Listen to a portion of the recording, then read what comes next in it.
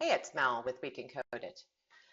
Today I'm going to be walking you through some basics of programming that you may have never learned, might have forgotten about, fell asleep in class, something like that. So today we're introducing static. What does static mean in object-oriented programming, and how we use it versus how we use instance members of a class. So that may have been a mouthful, but just follow along here.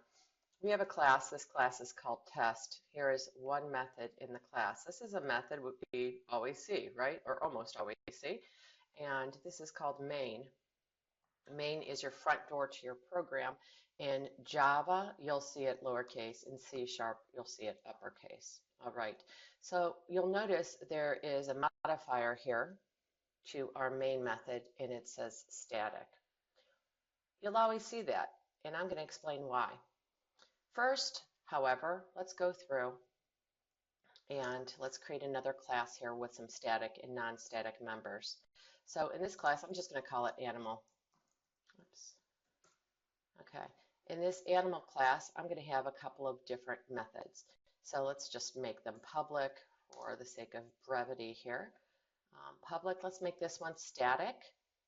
It's going to return void. It returns nothing basically, and we're going to call it speak.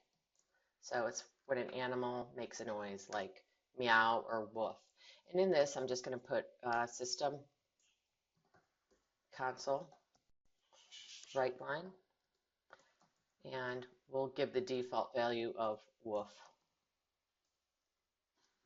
All right, I just created a method that's static. Now let's create a regular instance method without the static modifier. And we'll just call this one walk. Again, in Java, you're probably used to lowercase.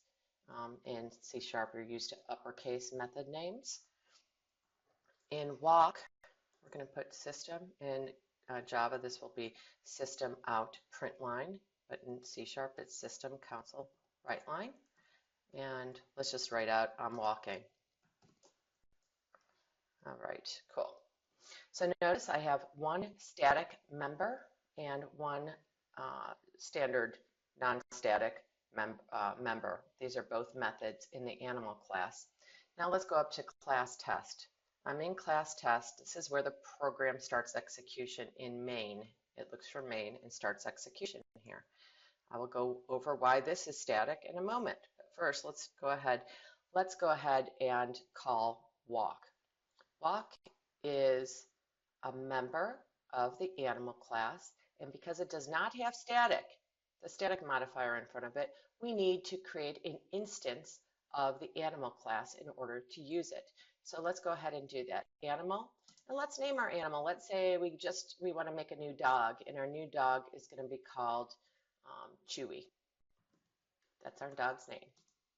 All right, we just declared this variable Chewy, and let's set it to the value of a new animal. Cool. This is instantiating an object, instantiation. Okay, that's what that's called. We're going poof, we're making a new animal. Okay, now let's have Chewy. Chewy's our one animal here that we have. Let's have Chewy walk. Cool. Let's go ahead and run this and see what happens. So we created an animal, we instantiated it, and then we told that specific animal to walk. And there we go. I'm walking. Great. Why? Because we used the dot operator, and we said go to walk with Chewy. Take Chewy on a walk, basically. And so it went in here, and it printed to the screen, I'm walking. Again, Java folks, this is system console write line is the same as system.out.println. Walking. Same thing. Okay, great. Now that's fantastic. Can we call speak like this? Let's give it a shot. Can we make Chewy speak? No. Look, it won't even let us select it from the drop down here in our IDE, and it yells at us. And if we try to run the program, it will yell at us more. Okay, yes, of course there are build errors. Why? Why? And it will tell us if you want to. It cannot be accessed with an instance reference. Qualify it with a type name instead. Huh, what in the world does that mean? Let me tell you. Because we have the static modifier on our speak method within our animal class, that means you don't need to create an instance of that class to call it. In fact, you can't call it with an instance of that class. Okay? This harkens back to procedural programming days, before object-oriented programming practices came about. Okay? Because those aren't must-haves, those are want-to-haves. Object-oriented, procedural, they're just different styles. Okay? So to just call a method of class animal that is static, we actually use the class name, animal.speak. Now let's see what happens. This is any animal, right? This isn't necessarily Chewy, it's just some abstract animal. Let's run this thing. So Chewy is walking right here, and our animal, our generic animal, speaks. Great. Okay, so that's how you might call a static member of a class. Now, I mentioned this was from procedural programming days when we didn't have objects. Why do we still use these? Well, most of the time, you don't in object-oriented land. You don't unless you have a really specific reason to. Let me show you one such specific reason.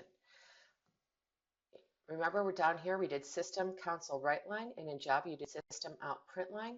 Did we ever instantiate an object that was of type console? Console's a class. It was written for us, in this case by the good folks at Microsoft who made C#. And we're just using the method in that class called writeLine. In Java, similar. We don't instantiate out to call print line. We just call it straight up. Sometimes you have generic, you can think of them as Swiss Army knife types of methods. In those cases, you could create a static method for them. This is a perfect example. We never instantiated console. We never instantiated. That's found in the system namespace, by the way. So put prefix it with system, then use the dot. Dot notation is sort of like linking things up, right? Console dot, and we want console dot writeLine in here. Console, this method writeLine is declared as static in the library that Microsoft engineers made for us. We don't instantiate, we don't say console, my console equals new console, do we? And then we don't call my console dot writeLine. It's going to error out on us because console is a console writeLine is a static member of the console class. WriteLine is a static method in the console class. All right?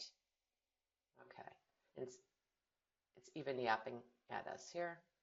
It's because this is yapping because I don't have the system prefix on it. Let's just fix that.